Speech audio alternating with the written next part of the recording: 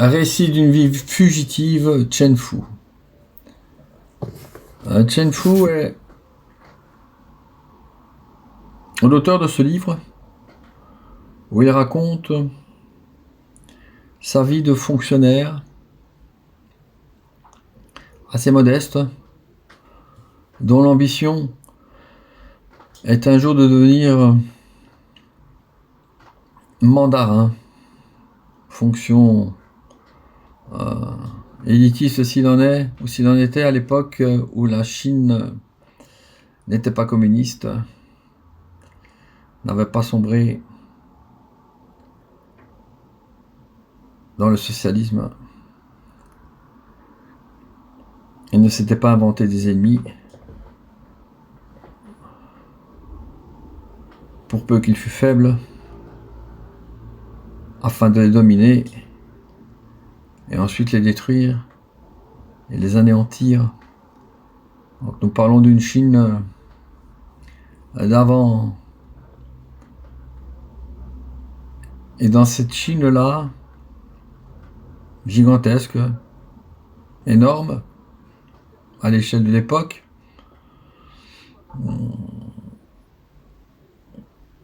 pour que l'État fût maintenu et continuant de fonctionner, celui-ci s'appuyait sur une quantité de fonctionnaires, dont ce fameux Chen Fu.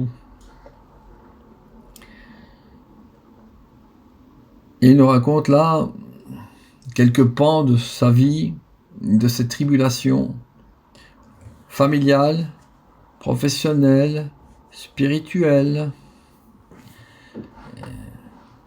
amicales aussi, ses incartades féminines, virées avec ses amis, une ambition bridée par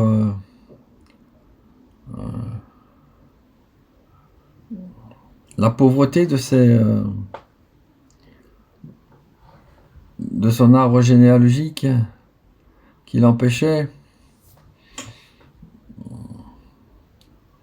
de s'attribuer ou d'atteindre des postes qu'il pouvait peut-être estimer lui convenir.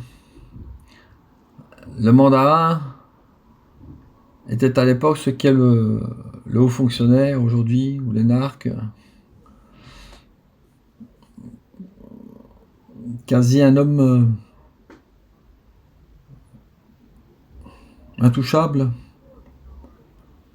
ou doté de pouvoirs et de prérogatives que beaucoup pouvaient lui envier. Et donc nous avons là un fonctionnaire tel qu'on en rencontre beaucoup ici, sauf que nous sommes de l'autre côté de l'hémisphère, à l'autre côté de l'hémisphère, et 100 ans plus tôt, 150 ans plus tôt, et l'on voit cet individu, là-bas comme ici,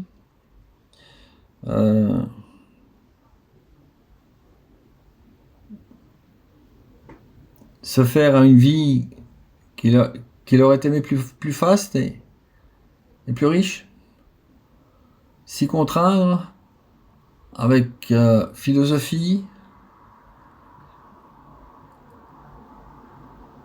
et il est peu de dire qu'en Chine, la spiritualité compte pour beaucoup dans le façonnage d'un esprit et d'une pensée et d'un comportement. En Chine, on ne fait pas n'importe quoi, non pas parce que la loi est là pour y veiller, mais aussi parce qu'il y a des dieux, il y a des forces qui font craindre à ceux qui s'y opposent ou qui l'enfreignent les pires tourments. Alors cet homme va se démener comme il pourra avec ce qui se présentera à lui, tantôt de positif, tantôt de négatif. Il ne pourra pas s'appuyer sur des relations. ou sur des moyens pour en quelque sorte dépasser l'imprévu qui se présenterait ou l'obstacle.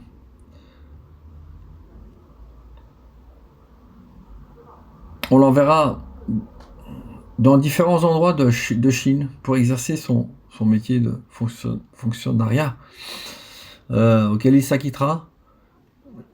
Mais il n'en parle pas beaucoup, pas trop, dans ce qu'il nous dit.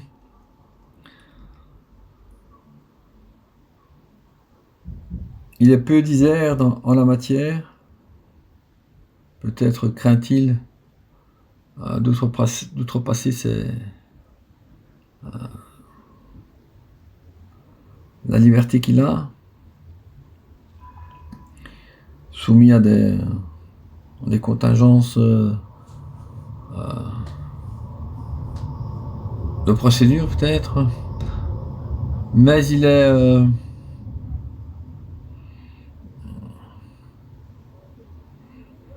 lucide quant à son sort et lucide quant à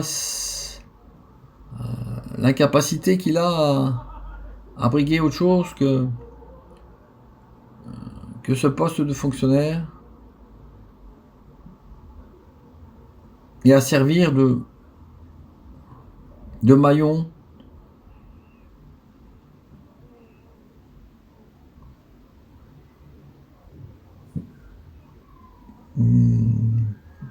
qui protège l'État, qui protège le pouvoir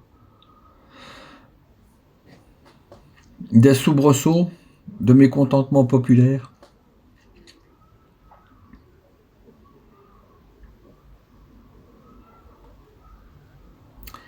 Il est là, il est utile comme tout fonctionnaire, mais il n'est pas indispensable.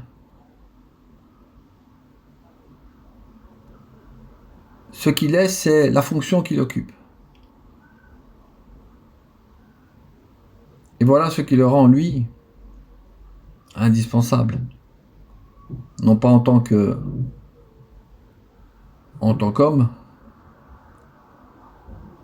mais en tant qu'homme exerçant pour le compte de l'État.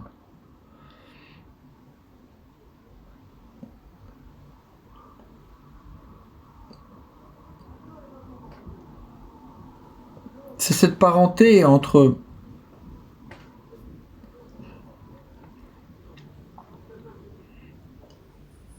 pour une même fonction, deux personnes habitant dans des contrées si éloignées, des pays si lointains, mais qui vivent et qui ressentent les mêmes contraintes et des murs qui se dressent, et que vous soyez à Paris, que vous soyez à Bruxelles, que vous soyez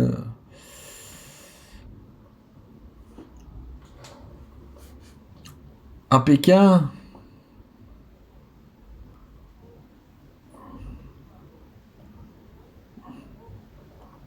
vous partagez le même sort, et la destinée, les communes, et elles se confondent. Un récit d'une vie fugitive, Chen Fu.